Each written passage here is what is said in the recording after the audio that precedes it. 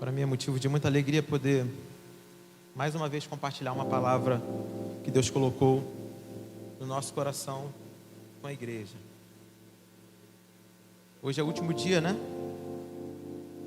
O último culto da família.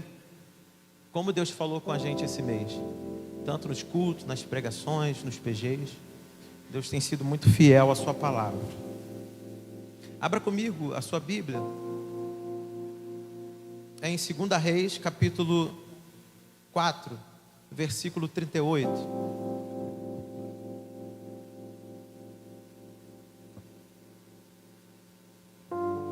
Segunda Reis, capítulo 4, versículo 38.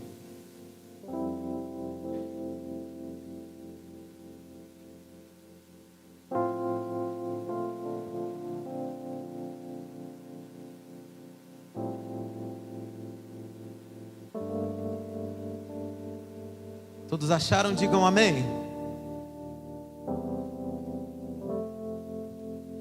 Diz assim a palavra de Deus. Depois Eliseu voltou a Gilgal. Nesse tempo, a fome assolava a região.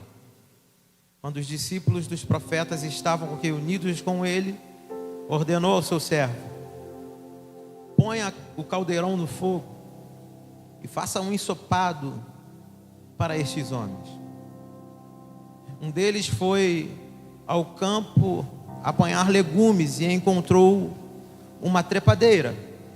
Apanhou alguns de seus frutos e encheu dele o seu manto. Quando voltou, cortou-os em pedaços e colocou-os no caldeirão do ensopado, embora ninguém soubesse o que era.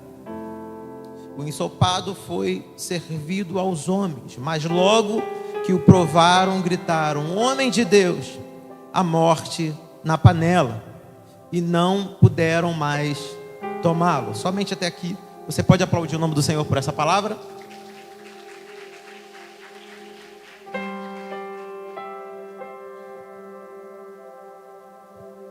Como eu disse, esse mês é o mês da família. O tema que a gente tem trabalhado esse mês é seguindo para o alvo. Então acredito que todos aqui, ou pelo menos a maioria, Ivan Bayer, estão cientes, estão por dentro do assunto, do que é seguir para o alvo. Todo mundo aqui está por dentro de quem é o nosso alvo, que é Cristo Jesus. Mas falar de alvo, né, me levou a pensar também num outro ponto. O inimigo de nossas almas, por sua vez, também tem o seu alvo. Se você é alguém que hoje, na última quarta-feira do mês de maio, que tem ouvido palavras seguindo para o alvo, e você sabe exatamente o que é seguir para o alvo, você sabe o que você quer, aonde você quer chegar, você pode ter certeza de uma coisa: o inimigo das nossas almas também sabe o que quer, e ele sabe aonde ele quer chegar. O inimigo de nossas almas também tem um alvo. Só que diferente de nós, que o nosso alvo é Cristo, o inimigo, ele não é bobo.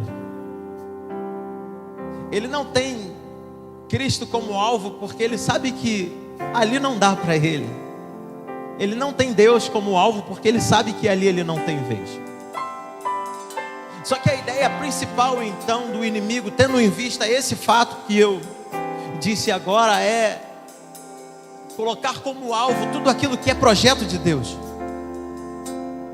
tudo aquilo que é plano de Deus, tudo aquilo que Deus ama da sua criação, é alvo de Satanás. E quando eu estava escrevendo essa mensagem, Deus falou claramente comigo: o alvo de Satanás é a família. Porque ele não é bobo, ele também tem as suas estratégias. Tem uma frase que o pastor fala há muito tempo: família forte. Vamos lá, mais forte. Família forte. Isso. Só que se a gente pegar agora o oposto dessa frase, a gente entende que uma família fraca, uma igreja fraca. Então, eu já entendo que se o inimigo ele tem como estratégia atingir a família, são 2 coelhos numa cajadada só. É por isso que o alvo de Satanás, do inimigo, é destruir a família. Eu me lembro de uma mensagem de uma missionária, eu acho que é Estel o nome dela, baixinha, branquinha, ela fala baixinho assim, do nada ela falou um negócio aqui que eu guardei. Ela falou assim, o inimigo ele sabe que os anjos e Deus está à nossa volta, então ele fica ao derredor. Só que muitas das vezes ele percebe que não adianta ficar nem ao seu derredor.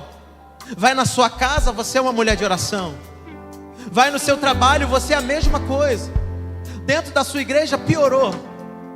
Aí ela falou uma coisa: já que você não dá legalidade, ela procura um terceiro, uma pessoa que anda próxima de você, mas que dá legalidade, para tentar de alguma forma te atingir. Quando eu estava preparando a mensagem, com base no que Deus me deu nessa introdução, eu me lembrei dessa fala dessa pastora. Deus me levou à história de Davi. Você lembra desse cenário quando Davi ele caiu em adultério? O texto vai dizer que Davi ele estava passeando na sua sacada. Ele estava naquele palácio lindo e maravilhoso. E de repente ele olhou para baixo e estava contemplando aquelas casas. O texto vai dizer que ele viu uma porta, uma janela. Nessa porta ou nessa janela estava Batseba. Batseba estava tomando um banho. O texto vai dizer que naquele momento Davi, ele cobiça Batseba. Só que eu quero fazer uma pergunta para você nesse momento. O que é mais fácil? Quem está em cima do palácio perceber uma pequena casa lá embaixo, ou quem está dentro das casas perceber o palácio? É muito mais fácil, na minha ótica, você que está dentro da casa pequena, olhar da tua janela e perceber aquele palácio enorme. Porque há quem diga que o vilão da história é Davi. Só que eu entendo, com base na minha realidade, eu sou assim. Eu quando vou tomar banho, eu tenho um vasculhante que fala, né? Eu vou lá e fecho, porque eu sou bem bonito, os outros podem ficar me espiando. É perigoso. Aí eu fecho. Minha esposa ciumenta, tá ali. Eu fecho. Porque tem uma sensação, às vezes, de alguém pode estar, né, na janela, vai pegar uma pipa e te ver lá. Aí eu fecho, eu sou um cara tímido, eu fecho. Se você parar para refletir nisso, tem como você tomar banho de janela aberta, de porta aberta, sem ter a maldade que alguém pode estar lá em cima de um palácio que é notório, te olhando? Sabe, olhando para o texto, eu percebo uma intenção na atitude de Batseba em tomar banho de portas abertas. Se você parar para refletir na vida de Davi, nós estamos falando de alguém que ia para a guerra com o Senhor e que quando entrava dentro de casa rasgava as vestes para adorar o Senhor. O diabo ele não tinha meio de entrar nem na casa nem no trabalho de Davi. A estratégia do diabo é: caramba, se eu não consigo matar ele na guerra porque ele está com o Senhor nem em casa, eu preciso usar um terceiro para eu arrumar uma ruaça naquela casa, naquela família. Batseba, por sua vez, dá mole. E ele entra, ele usa Batseba para que ela pudesse de fato seduzir. Sabe o que me prova mais ainda? O que me prova mais ainda isso é que quando Davi ele pede para o servo pedir para ver quem era aquela moça, o servo traz a notícia de que ela é casada e o pai é servo dele e servo do Senhor. Só que mesmo assim ele ignora, porque ele percebe que no momento em que ele avista ela, a atitude de Batseba não condizia com a realidade de uma mulher casada. Tanto que no momento em que ele manda chamar ela, em nenhum momento ela questiona. Ela vai até o palácio, se relaciona com ele, e daí vem uma gravidez. Enfim, eu não quero entrar nesse assunto. Eu só quero dizer para você que o inimigo de nossas almas, ele, mesmo quando ele não consegue entrar na nossa casa aqui, a nossa casa está revestida do poder de Deus, amém ou não amém? Amém. Nossa casa está revestida de poder, e nós estamos cheios de autoridade, revestidos de poder no trabalho, amém ou não amém? Glória a Deus por isso. O diabo, ele vai usar terceiros para tentar, destruir a minha e a sua família, porque ele sabe que se ele entrar na nossa casa, ele destrói a família, destrói a igreja. Ele vai usar terceiros, para destruir você, de modo que você nem perceba. Na verdade, o que você vai pensar é: caramba, uma oportunidade, um acaso. Subi na sacada e, de forma inocente, teve esse acaso e foi uma oportunidade. Deixa eu dizer uma coisa para você: o diabo não brinca.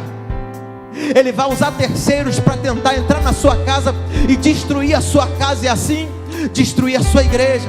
Eu vou tentar trazer para nossa realidade. Sabe aqueles projetos, que vem de uma forma mais fácil, que cai na nossa mesa e a gente olha: caramba, uma oportunidade de crescer aqui. O Anderson acabou de testemunhar, ele ficou todo, caramba, que isso? Ele estava testificando se era verídico ainda. No caso dele não cabe no que eu estou falando, mas muitas das vezes propostas ilícitas vêm na mesa para adiantar o processo. A gente fala: ih, foi oportunidade. É o diabo usando terceiros para entrar na sua casa, destruir a sua família e assim consequentemente destruir a sua igreja. Sabe aquele contatinho que há muito tempo não manda mensagem para você, do nada manda uma mensagem, você fala: caramba, é o acaso, ou é sorte, Ivan? Não, é o diabo usando terceiros para destruir a minha e a tua família de forma bem sorrateira, mas o sangue de Jesus tem poder.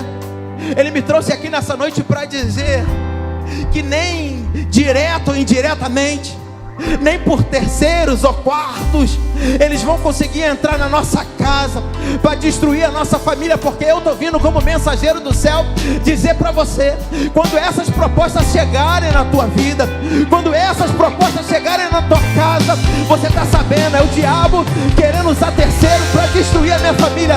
O sangue de Jesus tem poder. Isaías capítulo 54, versículo 16, a Bíblia vai dizer que o Senhor Jesus diz: eu criei o ferreiro, aquele que acende o fogo e prepara a arma. Aí a gente vai para o versículo 17, um texto tão conhecido que diz: e toda arma preparada contra ti não irá prevalecer. Sabe o que o Senhor falou no meu coração? Fica tranquilo, porque hoje eu estou indo lá na raiz para destruir o mal, para destruir o plano que está sendo arquitetado por terceiro, para destruir a minha e a tua família. Não vai entrar, não vai destruir, não vai acabar, porque a minha família e a sua é um projeto de Deus. Você que tem a sua família pautada na palavra, baseada na palavra, levante a sua mão e dá lugar para Ele nessa noite, dê glória para Ele. A sua família é de Deus. O diabo não vai destruir, não vai destruir, não vai destruir, direto ou indiretamente, por segundos, por terceiros, não vai chegar. Se a gente pegar agora, entrar no texto de 2 Reis capítulo 4, falando ainda de Israel, a gente vai ver o profeta Eliseu entrando ou voltando de uma, vou chamar assim, de uma de suas missões, onde ele passava e o Senhor usava ele para a vida de pessoas. A gente vai ver o profeta Eliseu retornando a Gilgal.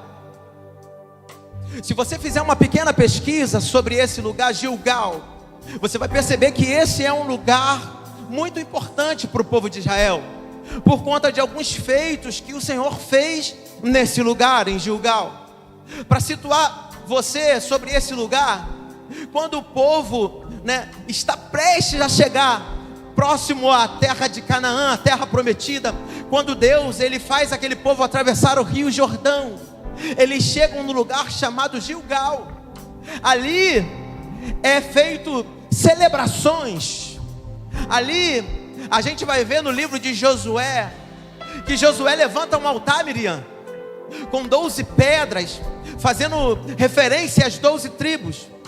Ali eram feitos sacrifícios, adoração ao nome do Senhor, culto, Gilgal. Ali era realizado momentos em que ficaram marcados na história no povo de Israel. A minha pergunta, quando a gente começa a ler 2 Reis capítulo 4, é que a Bíblia vai dizer que Gilgal agora passa por uma grande fome, por uma grande escassez. Sabe, eu não sei se na sua cabeça fica, mas na minha fica.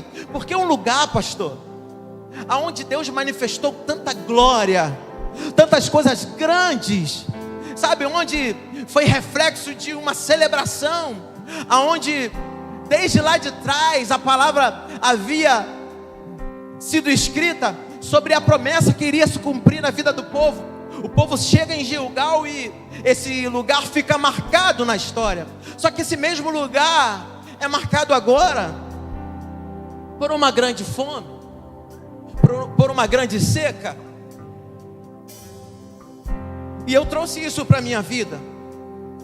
Eu não sei você, eu na minha humanidade, por muitas das vezes me perguntei, eu falei: Senhor, eu sou teu servo, por que às vezes eu oro por algumas coisas? Porque a gente quer ver acontecer. É um grande erro, mas todo mundo faz isso. Você dá aquela olhadinha para a grama do vizinho, devagarzinho, né? Caramba, a grama está verdinha. Por que a minha grama está mais ou menos, Senhor? Sabe, esse é o tipo de questionamento que vem da nossa humanidade. E quando eu estava preparando a mensagem, eu sempre faço pergunta para o texto, e o Senhor me respondeu. Eu voltei alguns versículos atrás. Ele falou: percebe a atitude dessa mulher, uma mulher de Sunem, uma sunamita. Era uma mulher que tinha condição financeira, uma mulher que fez um quarto especialmente para Eliseu. Quando ele passasse, ele podia repousar em sua casa. Eliseu, extremamente agradecido pela atitude dessa família, ele profetiza sobre a vida dela um filho. E isso acontece. Os anos se passam, John. Depois que os anos se passam, essa criança cresce um pouquinho, começa a andar com o pai para lá e para cá. O texto vai dizer que essa criança é cometida de uma grande dor de cabeça. O pai manda essa criança de volta para casa, para os braços da mãe. O texto vai dizer, pastor, que agora essa mãe com essa criança com uma grande dor, ela desfalece e ela morre.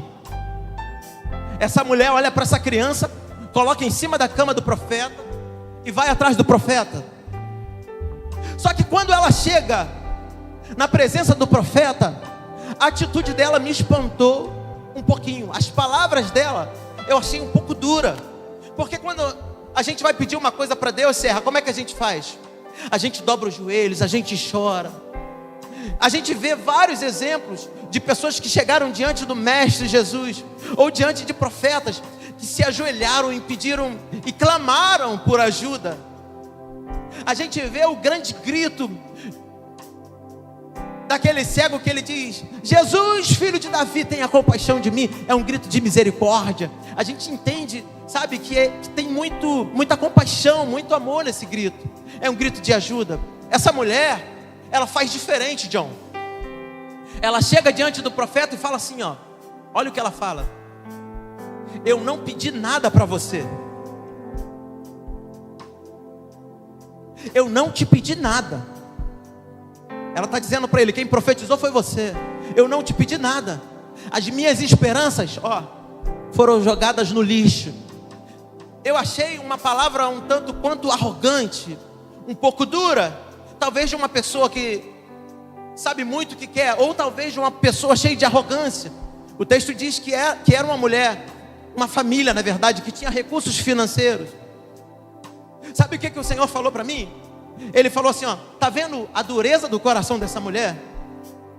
É isso que acontece com o meu povo.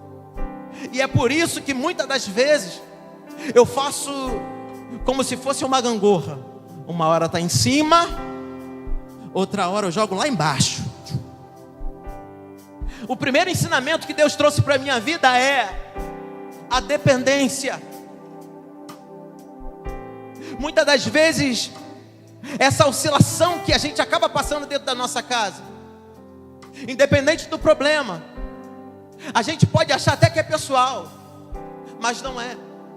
É o Senhor querendo nos trazer mais a depender dEle. É o Senhor querendo nos trazer mais para um relacionamento com Ele. Muitas das vezes até para um tratamento pessoal. Sabe, a gente questiona, eu sou um servo de Deus, por que eu estou passando por isso? Deus está dizendo para você, eu quero moldar você. Eu preciso quebrar esse coração duro. E eu quero compartilhar um ensinamento com você que é pai de família. Da mesma forma que o Senhor, Ele falou e fez comigo. Sabe, quando Deus, Ele permite uma situação na nossa vida, Mata, a gente precisa pescar e entender o mais rápido possível. Porque senão, a gente começa a lutar com a força do nosso braço, pastora. A gente começa a querer resolver. A gente começa a querer fazer. Aí, eu não sei se já aconteceu com você, o olho começa a piscar sozinho assim, ó. O cabelo começa a cair. É só comigo? Né? Algumas pessoas engordam um pouquinho, outras pessoas emagrecem um pouquinho. Sabe por quê? Porque você não entendeu que Deus está querendo tratar, te ensinar, fazer alguma coisa com você, varão. Você que é o provedor da tua casa. Eu estou falando agora com os homens da casa. Perceba quando Deus está querendo trazer algum ensinamento para você. Reflita, refaça a rota se for preciso, porque senão você vai adoecer e não vai conseguir resolver.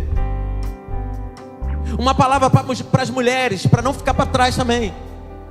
Mulheres, entenda se aquilo que a sua família está passando, se não é algo que Deus está querendo tratar com a sua casa.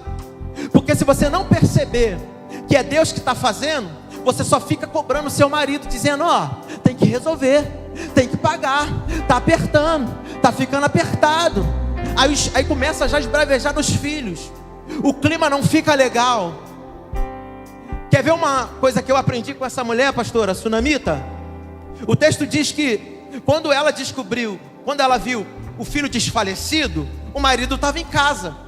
Ela pegou o filho, pastora, botou na cama do quarto do profeta, fechou a porta e desceu. Quando ela desceu, o marido perguntou, o que está acontecendo? Ela falou, nada, fica tranquilo, eu preciso só de uma carruagem e de um servo seu para me levar até o profeta. Você pode me ajudar? Ele, posso. Vai lá, você e você, vai, leva ela. Sabe o que eu percebi?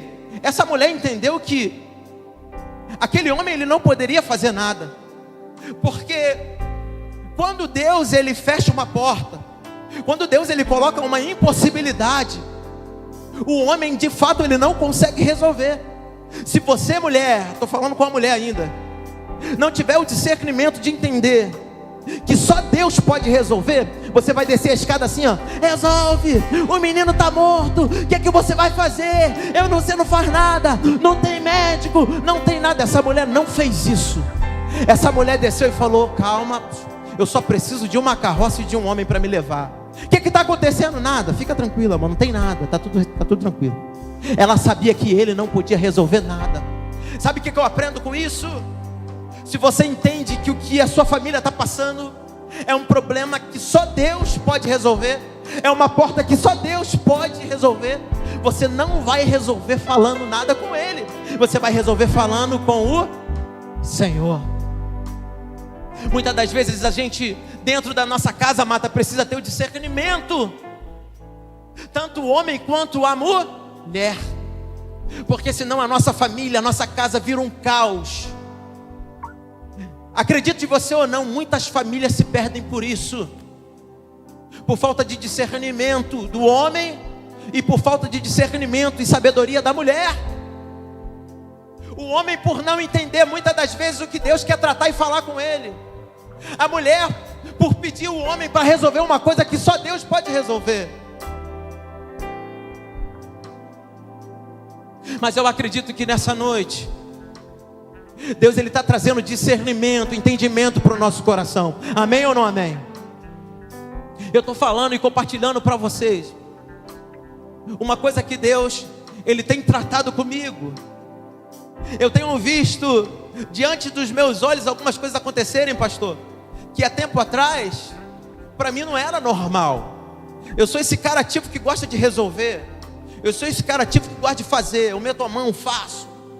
Gosto de fazer dinheiro, de trabalho ali, trabalho aqui. Eu já tive 3, 4 trabalhos.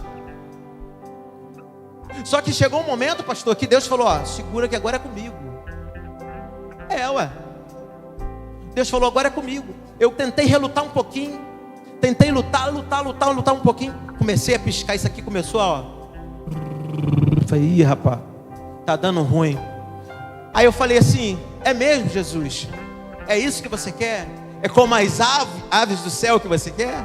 Tá bom, é isso que eu vou te dar. Ó, baixei o freio de mão, baixei o mancho. Falei, agora é com o Senhor, resolve aí. Ó, eu vou compartilhar com você só desse mês, porque eu não vou ter tempo de compartilhar tudo com você. Você já ganhou 1.000, você já recebeu de alguém, de um amigo, R$1.000 no Pix, do nada? Eu recebi. Posso ouvir um amém?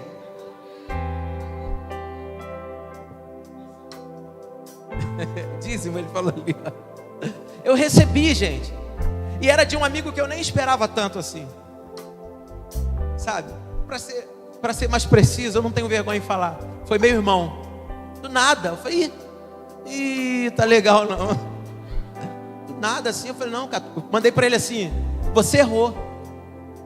Você errou. Você fez R$1.000. Aí zoei ainda. KKK, já era. Ele, não, é isso mesmo, fica tranquilo. Recebe aí, botou um. Falei, ô glória de Deus. Eu compartilhei com os jovens aqui. Eu não sei qual dos jovens estavam aqui. Tô falando desse mês, tá? Desse mês que passou agora. Tô falando desse mês que passou.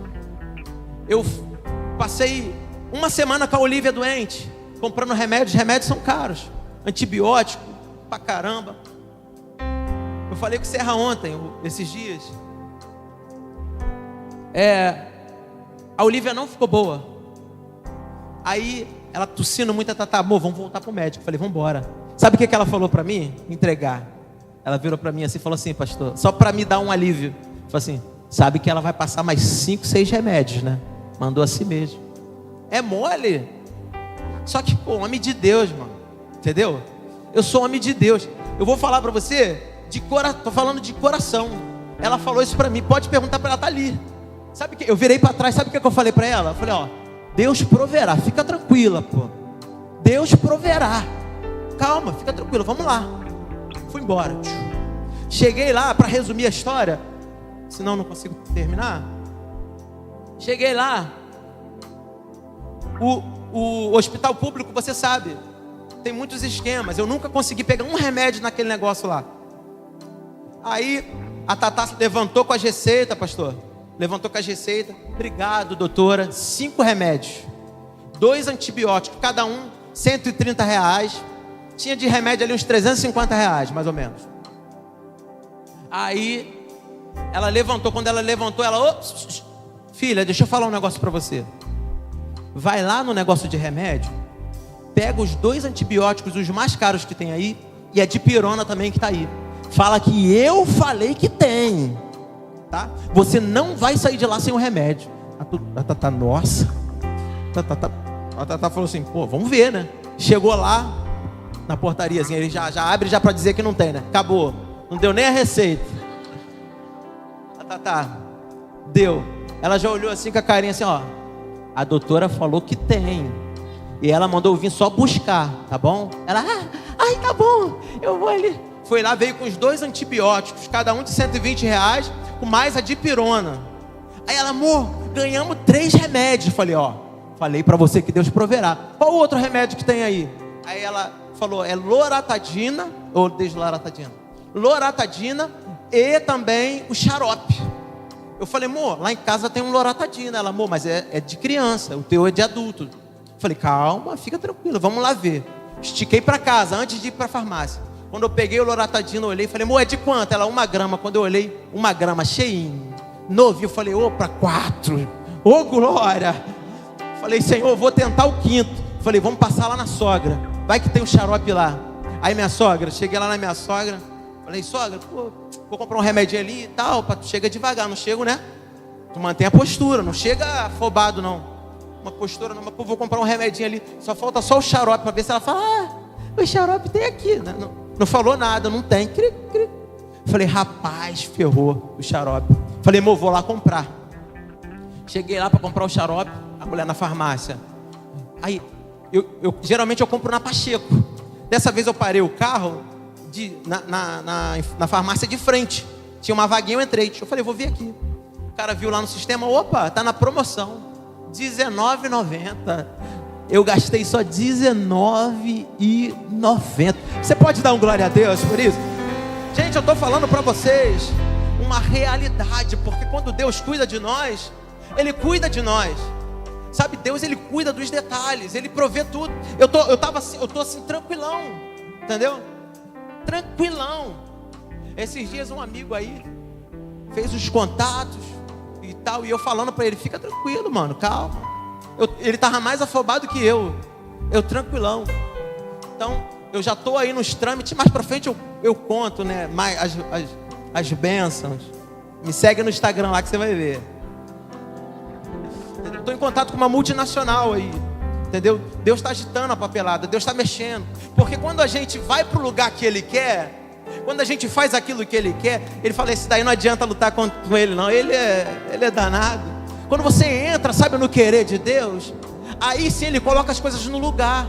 Porque senão, gente, a gente fica arrogante, a gente fica grande demais, Paulo, sabe? A gente é bobo, a gente acha que porque a gente carrega a presença, porque a gente está com Deus aqui, que é o dono de tudo, a gente acha que a gente pode tudo. Não é assim que funciona não, sabe? Porque mesmo quando o cenário está desfavorável para nós, né, Ele ainda assim continua cuidando da gente. Não deixa faltar nada, não deixa faltar remédio, não deixa faltar nada na despensa. Assim como foi comigo, vai ser com você. Essa palavra nessa noite. Deixa eu correr para eu terminar, demorei muito ainda.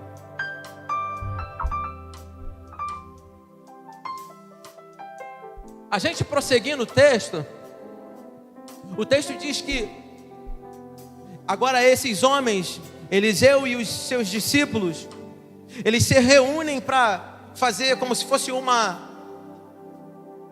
confraternização. Crente gosta de comer, não gosta? Quem estava no feijão ontem lá? Dá um glória a Deus aí. Rapaz, um caldo, pastor, panelaço. Crente gosta de comer. Eliseu falou, opa, já sei. Vamos fazer um panelaço, vamos fazer um caldo aqui. Vamos fazer um momento de comunhão aqui com os meus irmãos. Só que ele pegou o mais novo, o mais moço, e disse para ele assim, ó, vai lá e busca legumes para a gente fazer uma sopa, para a gente fazer um caldo. O mais novo, todo afobado, falou, vou lá, vai deixar comigo. Chegando lá, na hora de pegar os legumes, preste atenção nisso. Na hora de pegar os legumes, o texto vai dizer que tinha umas chamadas trepadeiras. Eu sou curioso, dei logo um Google.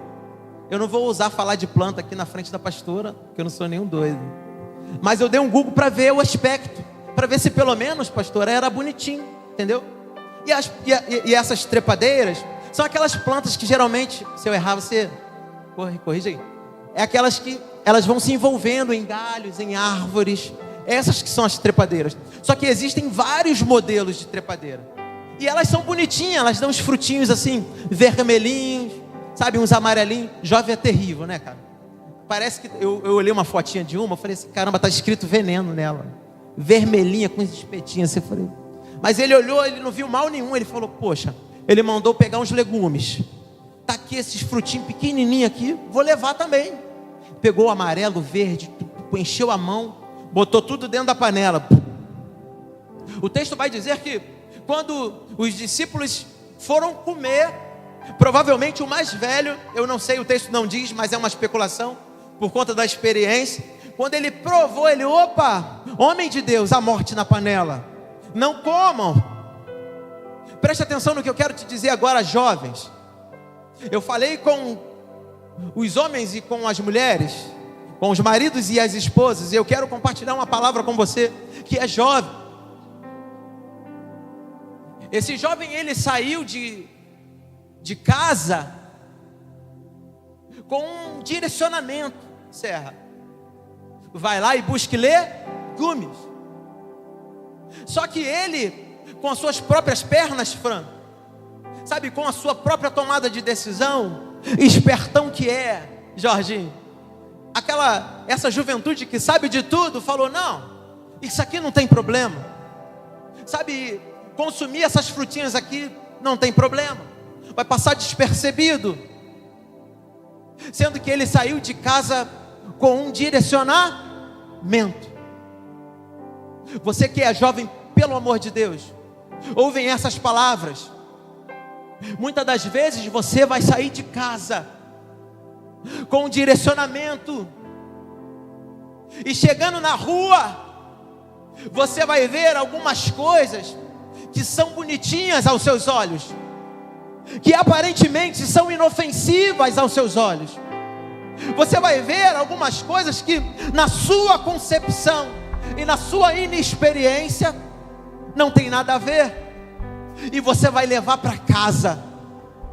Só que o que você não sabe é que você está levando para casa algo para ser consumido que tem morte. Você está levando algo para dentro da sua casa que tem morte, e você nem sabe. Tudo isso por falta de ouvir o direcionamento. Tudo isso por tomar as próprias decisões, porque você acha que é bom e é bonitinho, que vai dar certo.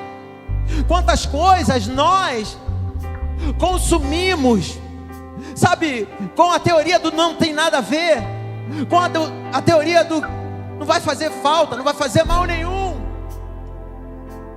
A gente começa a consumir. Agora, trazendo para a nossa realidade, a gente começa a consumir com os ouvidos, a gente consome com a boca, a gente consome com os olhos. Você consegue entender quando você ouve coisas que não é para você ouvir? Não tem nada a ver. Você traz da rua morte para dentro da sua casa porque você acha que é bonitinho e não tem nada a ver. Você traz para dentro da sua casa coisas para os seus olhos consumirem, porque você acha que é bonitinho e não tem nada a ver. Você está trazendo morte para dentro da sua casa. Você tem noção da percepção distorcida? Você tem noção do prejuízo da sua inexperiência? Eu estou falando para você, não só como um homem de Deus, eu estou falando para você como alguém que teve uma juventude, e eu vi e vivi com pessoas que hoje não estão mais entre nós, porque quando começaram a bater as suas asinhas, começaram a tomar as suas próprias decisões. Se você quiser perguntar a pastora Elaine, pastor Ricardo, Vanessa, a minha esposa, perdemos um amigo esse ano, que foi criado dentro da igreja com a gente. É mentira, pastora? Teve os mesmos ensinamentos que a gente, e que hoje era para estar aqui pregando a palavra de Deus, mas por conta do não tem nada a ver, por conta de achar que sabia mais do que os pais, por conta de trazer as coisas de fora para consumir dentro de casa, a sua família experimentou a morte dele. Foi esse ano? Esse ano ou ano passado, não lembro. Uma pessoa que foi criada com a gente. Eu podia falar para vocês, no mínimo uns 10 aí. Eu tenho certeza, se você refletir um pouquinho aí, você vai lembrar de um monte de gente que ficou para trás por conta de decisões erradas que tomaram jovens. Por favor, ouçam a palavra de Deus nessa noite. Não é a palavra do Adilson Filho. Ouçam a palavra de Deus. Existe um sacerdote dentro da sua casa, e ele tem liberado uma palavra para você. Só basta você ouvir e cumpri-las. Parem com a ideia de trazer coisas para ser consumida de dentro da sua casa, porque você está trazendo morte para dentro da sua casa. Mas eu venho aqui como mensageiro do Senhor para a sua vida. Você que é jovem, levante a sua mão. Você que tem um jovem em casa, levante a sua mão, representando esse jovem, que eu quero liberar uma palavra. Mas há poder no nome de Jesus, jovem. Toda mensagem distorcida não vai entrar dentro da sua casa. Toda mensagem distorcida hoje está sendo revelada aos teus olhos. Você vai entender: tem morte aqui, não levo para casa. A partir de hoje, Deus está mudando o cenário. Sentença sobre a vida de jovens que estão aqui ou lá na sua casa de morte. Deus está dizendo: não vai morrer. Deus está dizendo: não vai morrer.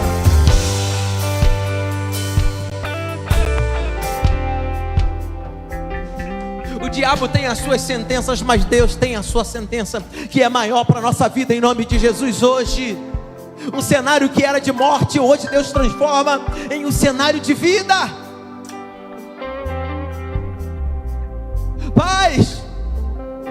E aqui eu encerro, fica de pé. A gente vai ver, William, o profeta Eliseu agora com morte na panela. Rapaz, que homem tranquilo, irmã. Gritaram para ele: a morte na panela.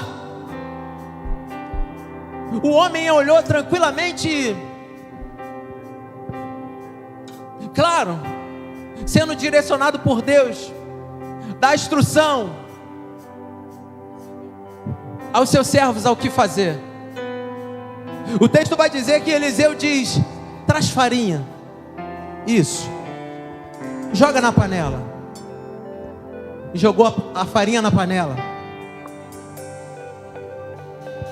Aí ele vai e agora diz: a gente pode consumir, porque a morte foi embora. Paz, eu tenho uma palavra de Deus para o teu coração agora. Nós precisamos, como pais, estar revestido do poder de Deus. Nós precisamos ter intimidade com Deus, para que no momento, Mata, em que houver um cenário de morte, o Senhor mande do céu para o nosso coração uma estratégia que mude um cenário de morte para um cenário de vida. Pai, eu vim trazer para o teu coração uma palavra. Nós vamos sair daqui cheios de estratégias para lidar com as astúcias do inimigo, para lidar com o cenário de morte. Existem pessoas querendo acabar com a nossa família. Existem pessoas querendo ver a nossa família destruída. Mas Deus vai nos dar estratégias para que isso não aconteça. O cenário que era para a morte vai se tornar de vida e de alegria. Você não recebeu porque você não levantou a mão. Eu vou repetir: todo cenário que era para a morte, todo cenário que era para um término, todo cenário que era para o fim da nossa casa, hoje se reverte e se transforma para um cenário de vida e de alegria. Eu posso ouvir o glória a Deus nessa noite em nome de Jesus? Deus está mudando o cenário da nossa casa em nome de Jesus. O texto diz que aí não acabou, porque chegou um homem, Jorge, com 20 pães. Aí Eliseu disse assim para os discípulos: olha, sirvam esses 100 homens. Aí um dos discípulos disse: ué, como é que a gente vai servir 100 homens com apenas 20 pães? Ele disse assim: ó, sirva os 100 homens, todos vão comer e ainda vai sobrar. Sabe o que Deus falou no meu coração? Aquilo, Mata, que era para ser um final caótico, se tornou em um cenário de vida, sabe? E não acabou por aí, porque a confraternização que iria acontecer agora se transforma praticamente em um cenário de festa. Eu fico imaginando as pessoas olhando a nossa volta, a nossa casa, dizendo: rapaz, era para ter morrido, era para ter acabado, porque está festejando. Era para ter morrido, era para ter acabado, porque está fazendo festa. O que eles não sabem aqui, maior é aquele que cuida de nós, maior é aquele que está olhando para nossa casa dizendo: não vai morrer, não vai morrer, não vai morrer. Você pode dizer para esse crente que está do seu lado, fala para ele assim, ó: não vai morrer, não vai morrer. Seja o profeta, vai viver, você ainda vai festejar. Hoje o cenário é de festa, o cenário de morte bateu em retirada. Hoje o cenário é de festa. Eu posso ouvir um glória a Deus essa noite. Me lembraste de tuas promessas, me moldaste, até meu ser desfeito ser, teu amor me envolve, toda a vida em teu amor capturou-me.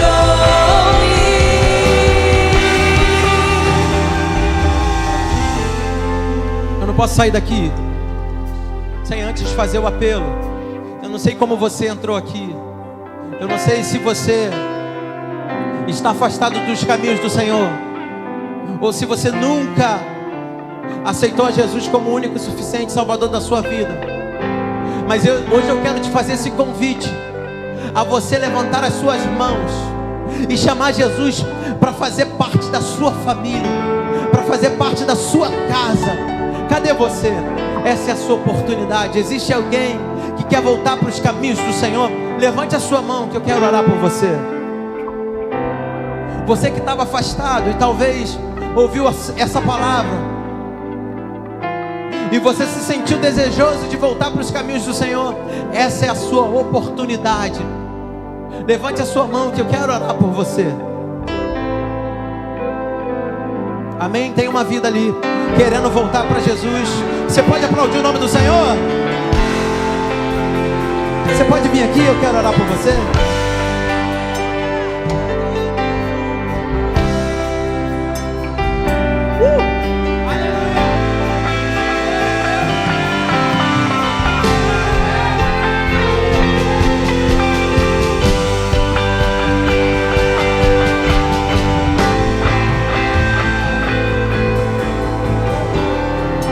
Tem mais alguém?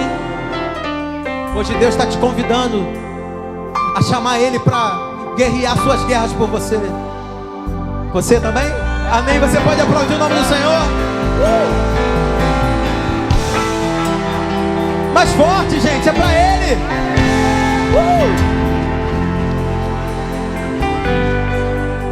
Mais alguém?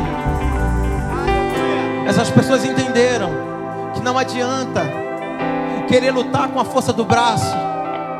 Muito melhor é ter o Senhor conosco nas nossas guerras, no nosso dia a dia. Muito melhor é poder viver na dependência dEle, nas mãos dEle. É muito melhor. Essa é a sua oportunidade. Tem mais alguém? Você que é uma mulher de coragem, um homem de coragem, Deus está falando com você nessa noite. A atitude agora é só sua. Se você tiver vergonha, alguém vem com você, te acompanha. Se você quiser só levantar a mão, eu oro para você daqui mesmo. Essa é a sua oportunidade. Mais alguém? Vou chamar o pastor. Pode orar por eles?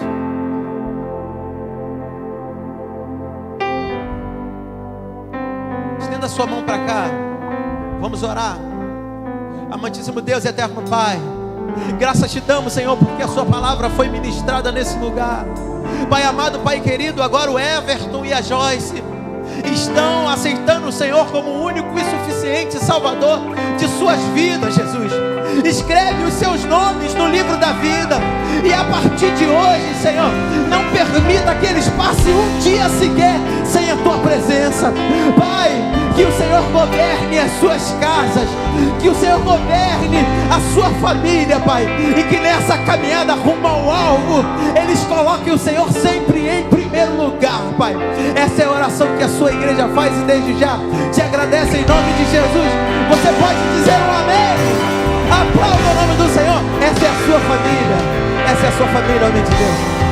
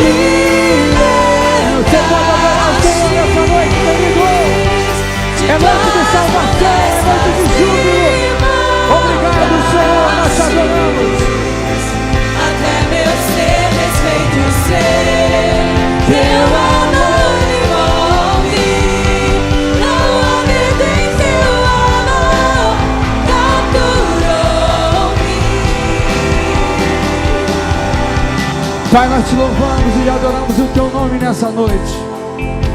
Te agradecemos, Senhor, por esse culto maravilhoso. Te agradecemos pelos louvores que foram louvados, cantados aqui nessa noite. Te agradecemos pela tua palavra que foi pregada aqui nessa noite. Te agradecemos, Senhor, porque almas se renderam a ti aqui nesta noite. Muito obrigado, Senhor, pelo teu olho sobre a nossa cabeça. Muito obrigado, Senhor, pela tua proteção com a nossa família, com a nossa casa. Pai, nessa noite nós te agradecemos e te pedimos, Senhor, leva-nos para os nossos lares em paz. Nos dá uma noite repleta e segura diante do Senhor. Leva-nos, Senhor, em segurança para os nossos lares e nos dá um final de semana cheio da tua presença. Continua falando aos nossos corações. Continua nos dando instruções, Senhor, de como proceder, de como agir, Senhor, nos capacitando, nos guiando, Senhor, na nossa vida, com a nossa casa, com a nossa família. Muito obrigado, Pai, em nome de Jesus. E domingo, Senhor, às 18 horas, nós estaremos aqui novamente para adorar o teu nome. Muito obrigado, Senhor. Essa é a nossa oração. Que o grande amor de Deus, a graça do nosso Senhor e Salvador Jesus Cristo e as doces consolações do Espírito Santo seja com todos que amam e aguardam a vinda do Senhor. E todos digam bem forte: aleluia! Você pode aplaudir o Senhor nessa